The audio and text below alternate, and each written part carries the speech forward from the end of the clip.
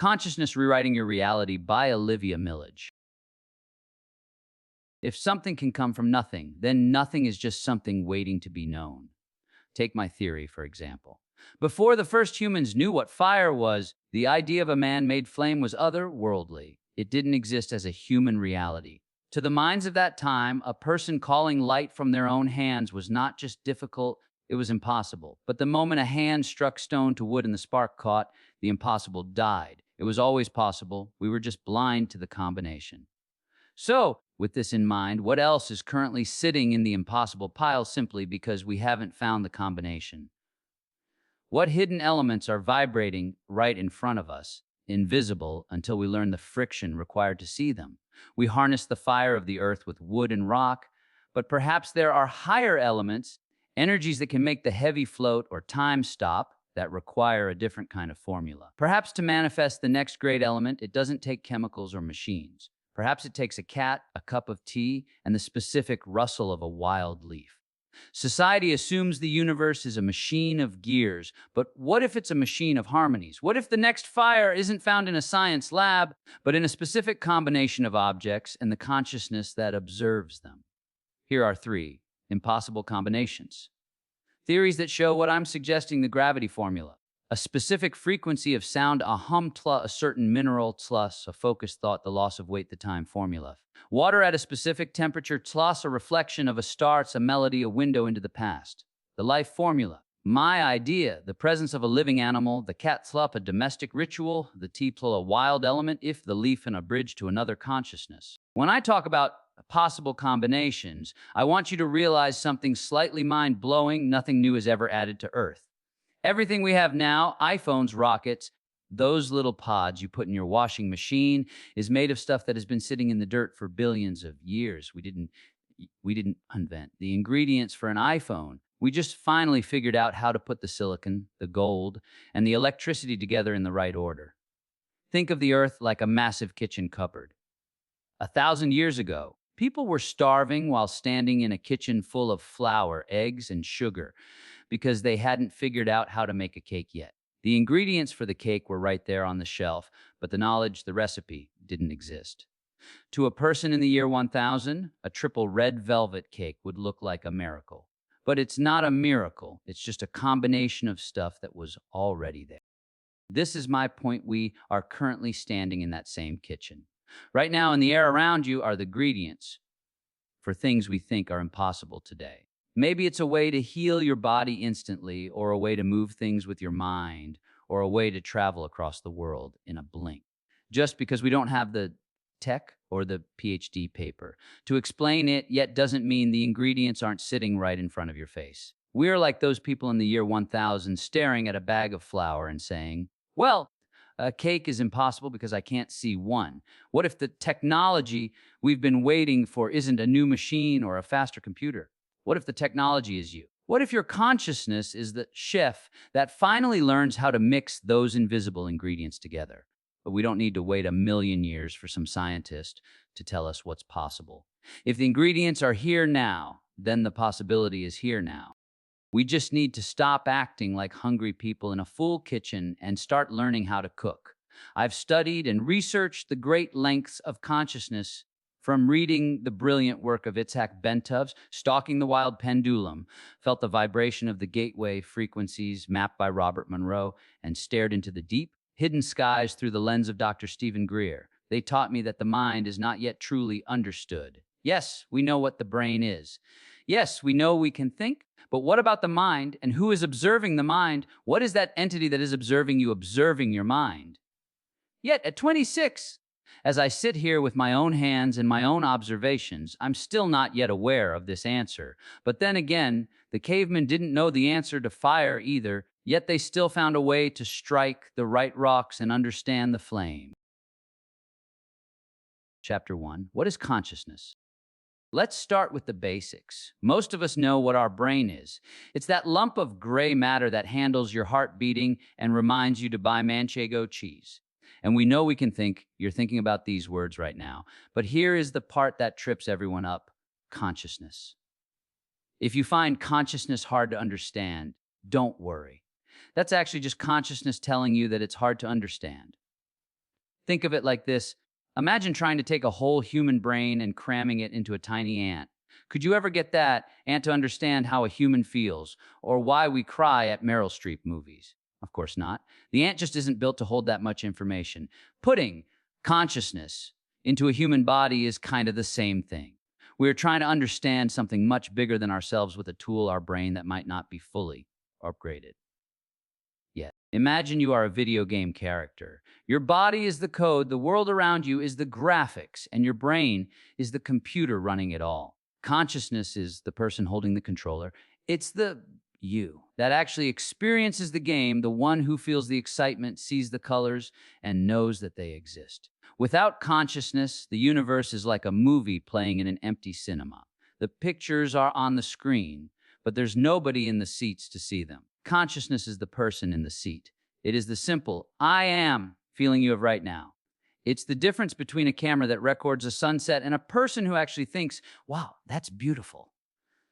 It's awareness of awareness. It's the I know I'm alive feeling. It's that little voice in your head that looks at your feelings and decides what to do with them. The view from the bottom. I didn't find this answer in an educational textbook or from my really fit English teacher in year 10. I found it when I was at the very bottom of the crap bucket. For a long time, I lived in a deep, heavy sadness. It was a place where everything felt out of control, like I was just a leaf being blown around by the wind. Then, around the age of 15 or 16, I finally decided that enough was enough. Well, I thought it was me deciding.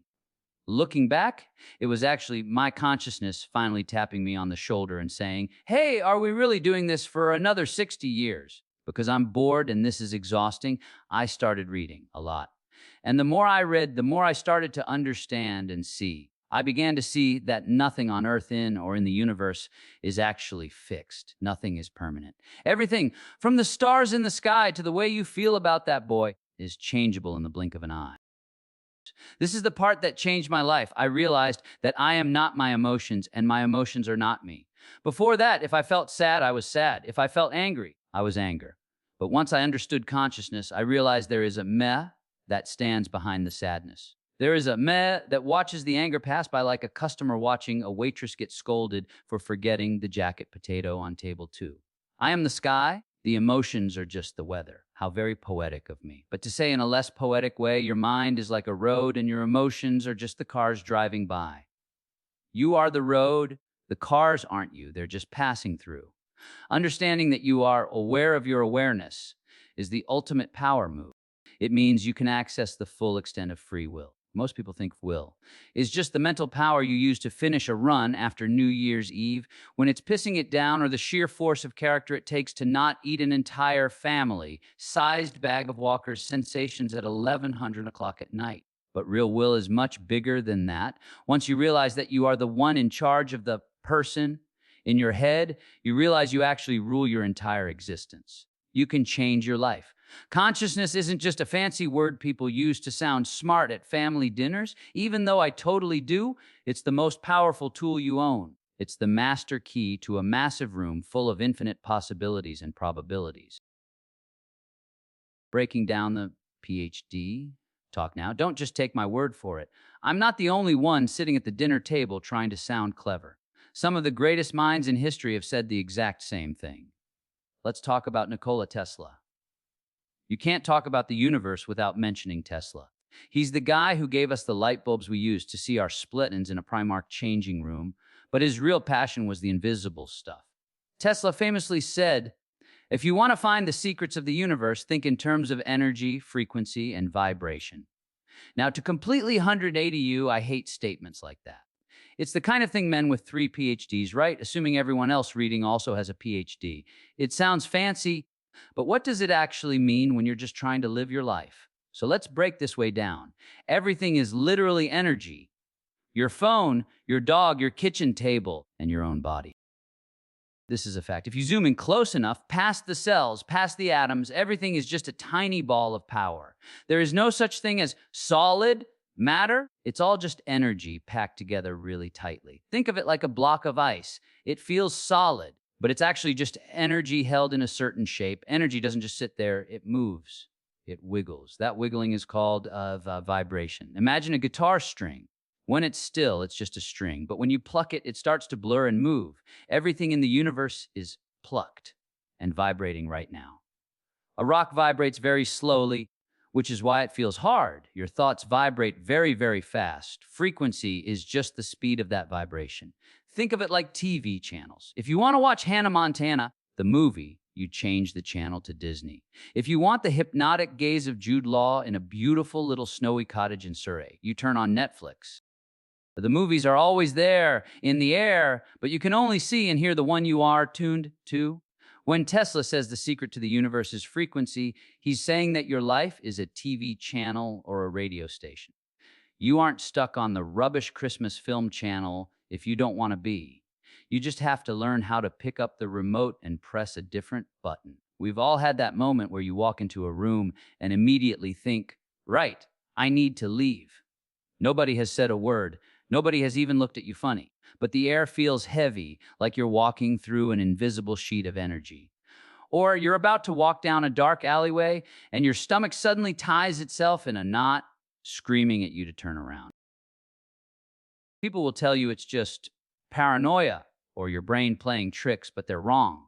Your brain is a brilliant computer, but it only processes what it can see, hear, or touch. It's your consciousness that is doing the heavy lifting here. It's sensing things that haven't even happened yet. Think about empathy. Why do you feel a lump in your throat when you see a stranger crying? It's not because your brain is doing a math equation. It's because your consciousness has literally tuned into their frequency. When you feel someone else's sadness or joy, you aren't just being nice. You are literally vibrating at the same speed they are. You've picked up their signal. The science of like attracts like. This brings us to the ultimate law of the universe, like attracts like. In the science world, this is called sympathetic resonance. It's a proven fact of physics. If you have two objects vibrating at a similar frequency, the stronger one will eventually pull the weaker one into its rhythm. This is why lucky people always seem to get luckier. It's not because they are just lucky. It's because their internal vibe is tuned to the frequency of opportunity and luck. If you are vibrating at the frequency of I'm a winner, you literally cannot pick up the signal of I'm a loser. It's like trying to listen to Capital FM when your radio is tuned to Radio 4.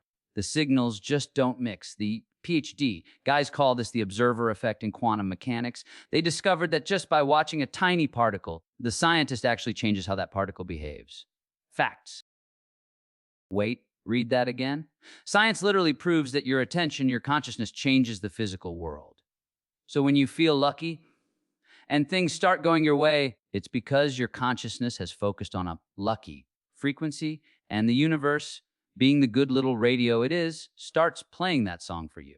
You aren't a victim of what happens to you. You are the one choosing the playlist. Now, I know what you're thinking.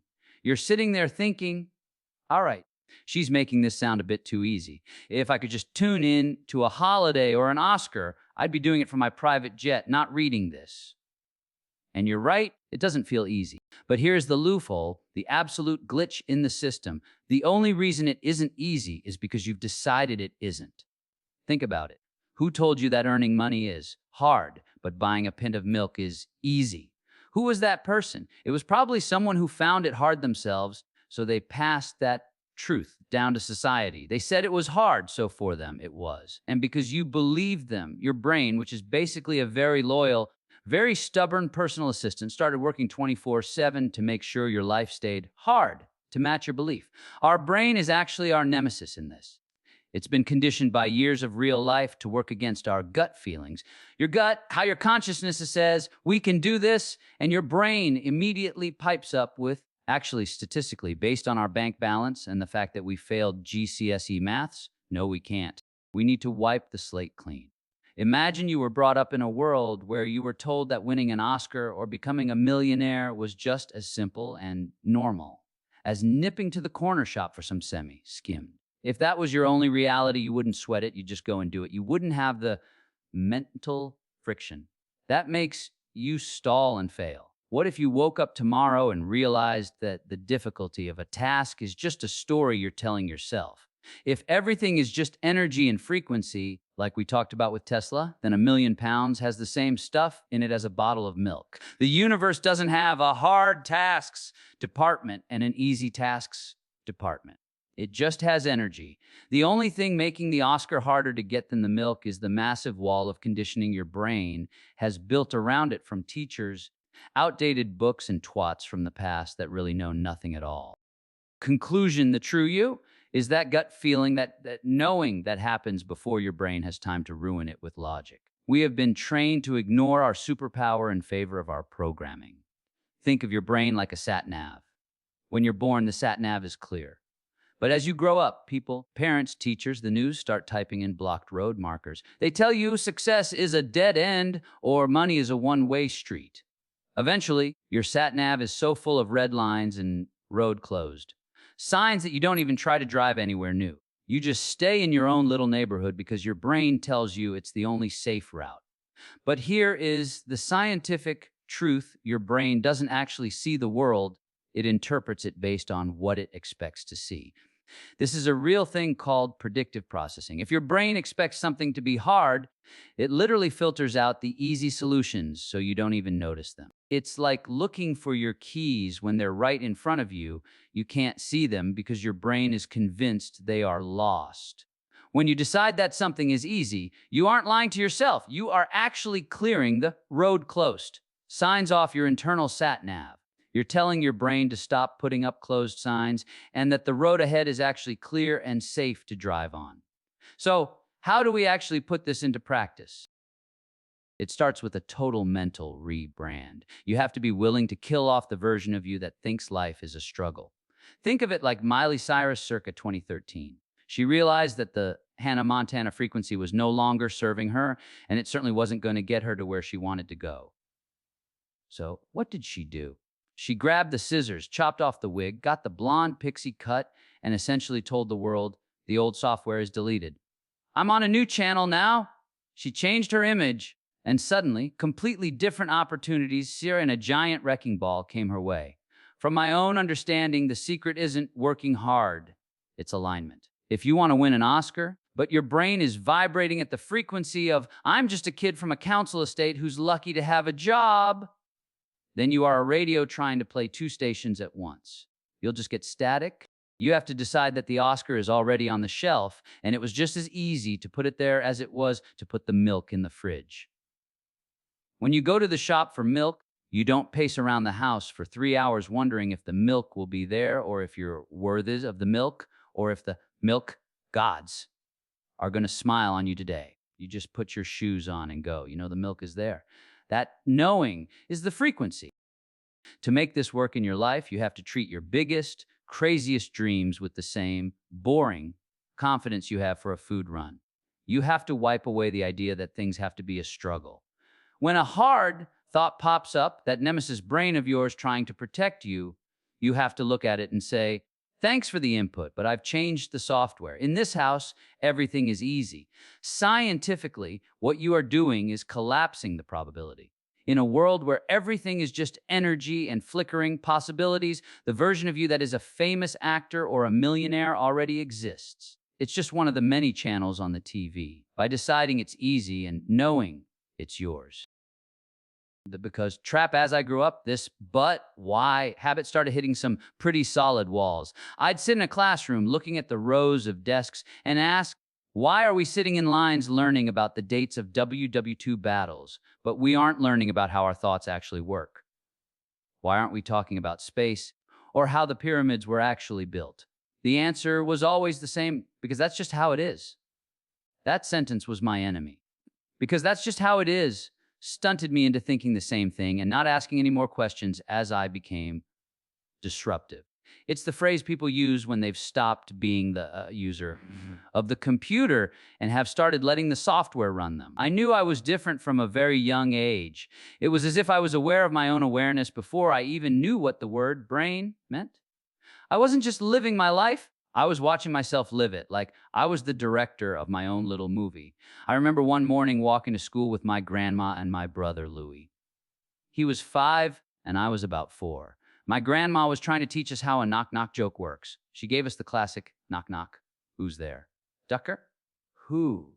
We all burst out laughing. But while my brother was just enjoying the punchline, my 4-year-old brain was doing something else. I was analyzing the code. I completely understood the format, the who's there, the setup, the who at the end.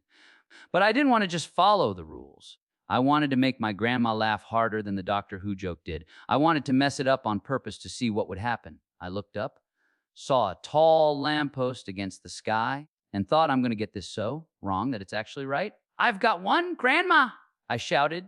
Go on then. Love, she said. Knock. Lamp, I said, my heart racing. Lamp, who? Lamppost, I yelled. I looked into her confused eyes for a split second before she and Louis absolutely lost it. They were dying with laughter. My grandma looked at me with this mix of admiration and kindness and said, that's not quite how it works, love, but that was funny either way. Inside, I was doing a victory lap. I had achieved exactly what I wanted. The user behind the so, why does a silly story about a lamppost matter? Because it proves that you are not your brain. A standard 4. Your old brain is like a computer running a basic script to hear joke, repeat joke. But my consciousness, the user holding the controller, was able to step outside the script. I was aware that there was a format, and I was aware that I could choose to break it. This is the awareness of awareness. Your brain is the hardware that knows the words, knock, knock. But your consciousness is the one that decides why you are saying them. It's the difference between a robot following a map and a person deciding to take a shortcut through the woods just for the view. Most people spend their lives being the brother. In this story, following the knock-knock jokes of life, following the rules, and laughing when they are told to. But you have the ability to be the 4-year-old with the lamppost. You can look at the rules of your reality, the ones that say you have to be stressed or poor or stuck, and realize you can just write a different punchline. You aren't the joke. You are the one telling it. And once you realize you can change the system on purpose, life stops being something that happens to you and starts being something that happens for you. But the legend of the disruptive truth seeker. By the time I hit secondary school, the but why habit had earned me a new title, disruptive. I wasn't throwing chairs or being a twat. I was just questioning the information being handed to me as if it were carved in stone. I'd sit in RE lessons, listening to a teacher explain how we had to live, or the specific ethics we had to follow because it was written in a book. They would present these stories as the absolute facts of life. But in my head, I was looking at the teacher and thinking, who is this person? And who was the person who wrote that book? I realized at a very young age that the rules of life were mostly just stories passed down by people who were, well, just people. They weren't gods. They were just men and women who decided, this is the way it is. And everyone else just nodded along because they didn't know what else to do. The pink house logic. To me, it was as simple as a neighborly dispute. Imagine if John from down the street walked up to my grandma's front door and said, right then, we've all had a meeting, the whole street, and we've decided your house should be pink. Everyone else's house is a certain way, and we've all agreed this is how you should live. It's in our street's rule book now. My grandma would have told him to piss off and slammed the door. I knew that just because a group of people agreed on something didn't make it a law of the universe. It was just John's opinion backed up by a few other Johns. So, why was it any different in a classroom? Why was I being told that I had to think, act, and exist in a certain way just because someone had put it in a textbook 50 years ago? I saw right through the, because that's just how it is, answer. I realized that the curriculum, the social rules, and even the facts of history were often just the pink house metaphor on a massive scale. If one man writes a book and 1 million people read it, it doesn't make it the truth. It just makes it a very popular opinion. What I was really doing is realizing that authority is often just an illusion. Most of what we think are the laws of reality are actually just social habits. We sit in lines in school because a Victorian factory owner decided it was the best way to train workers. We think money is hard to get because people who were stressed about money told us so. But once you realize that the Johns of the world don't actually have the power to paint your house, you realize they don't have the power to paint your life either. Your consciousness is the only architect that matters. If you don't like the pink house version of reality that's being sold to you, you can walk over to the door, tell the world to piss off and decide to paint your house blue. But the day I broke sociology, by the time I got to college, my questioning genius was at its peak. I was in a sociology lesson with a teacher we'll call Miss White. She was reading from a textbook about the class system, the one lower class, middle class, upper class. It all felt very dusty and fixed, as if she were describing the different species of beetles rather than actual human beings. But then Miss White decided to go off script. She started a game where she asked everyone what their parents did for a living so she could label them in front of the whole room. Jake, what do your parents do? Teacher and a mechanic, middle class, you are then, she said, like she was sorting him into a house at Hogwarts. Then came Sarah, bin man and a waitress. Working class for you? Miss White chirped. I sat there feeling this hot, bubbling anger rising up. I looked around the room and saw my friends shrinking into their seats. She wasn't just giving them labels, she was giving them a stay in your lane map. She was basically saying, because of where you come from, you'll only amount to X, Y, and Z. It was the educational system trying to cement their frequencies before they even knew they had a dial. I couldn't hold it in. That's not very fair of you to do this to them. I piped up. Olivia, be quiet. You're disrupting my class. Who gave you the right to label these kids? I was standing up now. Why does what their parents do mean they are just a product of them? It's humiliating. Miss White looked at me with total disdain. Her face was turning a lovely shade of beetroot. Get out of my classroom, Olivia! I didn't move. I wanted to show her that she was wrong for this. My mother is an ex-hairdresser and my dad works on wind turbines offshore. So what does that make me? She stuttered. She mumbled. She looked like a deer in the headlights because I didn't fit into her neat little boxes. I was the enigma. I had challenged the script. She had been taught to read, and it broke her. She screamed at me to leave, and I grabbed my bag and stormed out, feeling like I just won a war. Breaking the class frequency? Why was I wrong and she was right? In the eyes of the system, I was disruptive because I was pointing out that the walls were fake. Miss White was teaching brain-level logic. She was looking at the hardware, the house you live in, the car your dad drives, and saying that's all there is. She wanted everyone in that room to believe their code was already written and they couldn't change it. But my consciousness knew better. Consciousness doesn't have a postcode. It doesn't care if your dad is a bin man or the King of England. If you stay on the working class struggle channel because Miss White told you to, that's exactly what you'll experience. But the second you ask, but why? And refuse the label, you take the power back. You are not a product of your parents.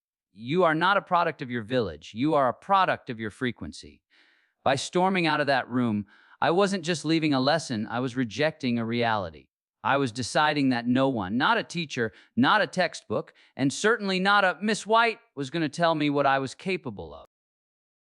The Socrates Club, if you spent your life being told to sit down, shut up, and stop asking, but why? I have some good news for you. You're in excellent company. It turns out that my questioning genius and refusal to stay in my lane is exactly what a guy named Socrates was doing in ancient Greece about 400 years ago. He was the original why girl. He didn't have a sociology teacher to annoy, so he just walked around Athens asking the important people why they thought they were so clever and where they got their rules from. He spent his whole life proving that most people have no idea why they do what they do. They're just following a script someone else wrote.